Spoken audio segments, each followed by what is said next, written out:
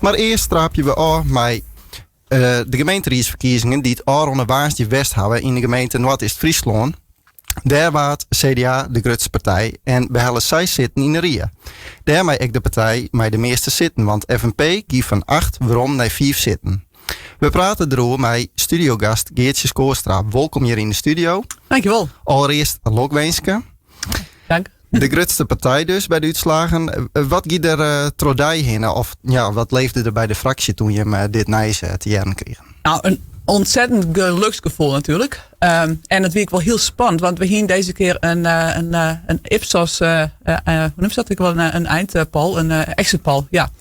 Er was een exit poll en die werd voortdaags om 20 voor de 10 werd die bekendmaken. En toen bleek dus dat de grootste partij de FNP wie.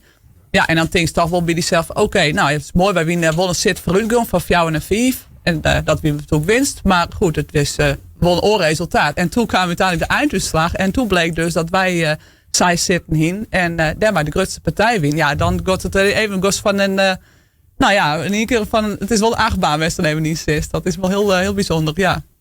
Ja, want hier je hem dit eens dan nog verwachten? Of wie het echt gewoon echt een verrassing en toch niet van, nou ja, FNP zal wel weer de grootste worden. Wij zijn misschien de tweede of derde partij in de gemeente. Wij hier wel echt wel hopen op zetelwinst. En dat vind ik best wel een realistisch scenario. Dus daar hier we zeker, wie we daar wel rekening mee houden. Maar dat je dan de grootste wordt, nou, dat weer dan een droom. En dan is die droom weerheid. Nou, dat is gewoon geweldig, ja. Ja, want je had al rond de tijd natuurlijk campagne viert. Ik had hem zelf naar jongen op een ziel in Dokkum vorige week. Ja, klopt, ja. Hoe is je daarop waarom? Hoe is die campagne voor? Nou, eigenlijk is de campagne naar uw beleving heel goed voor. Wij hebben inzet op 3 zaken. Hè, dat wie de energietransitie, dat wie wijnen en dat wie de verenigings. Dat wie dus de 3 punten waar wij een campagne op viert hebben. En daar hebben we ook de acties gewoon gekoppeld. En dus de leukste actie, dat wie toch dat wij kaboutertjes zet hebben op de bedrijventerrein in Betterwood. En die kaboutertjes in de Wiemoed zien houden. En daarmee hebben wij aandacht gekregen voor de energietransitie en het energieprobleem op het bedrijventerrein in Betterwood en ook in Holm. Dus dat weer een prachtig mooie actie. Dat had zo'n leuk verrassend effect. Hoor. Dat weer voor zelf een hele leuke actie om daar te zetten. Maar ook het resultaat ervan is wel heel mooi. Ja. Ja, want dat gaat met name dus om Betterwood, het industrieterrein op Dokkum. Denk je hem dat je in de komende 4 jaar het van wat krijgt om die energietransitie daarvan wat te krijgen? Ja, dat lijkt heel realistisch.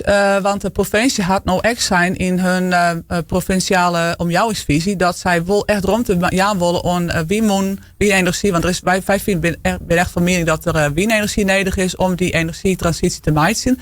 En de provincie zei nou ook van wij vinden dat bedrijventerrein in Halm en in Dokkum Betterwood dat die echt plak gaan maken voor windmolen. En dus dat lijkt erop dat dat dan wel mogelijk is. Maar wij vinden wel dat het heel langzaam gaat, want die omjouwingsvisie, dat is dan maar visiewerk. Hè? En die komt dan in juni in de steden.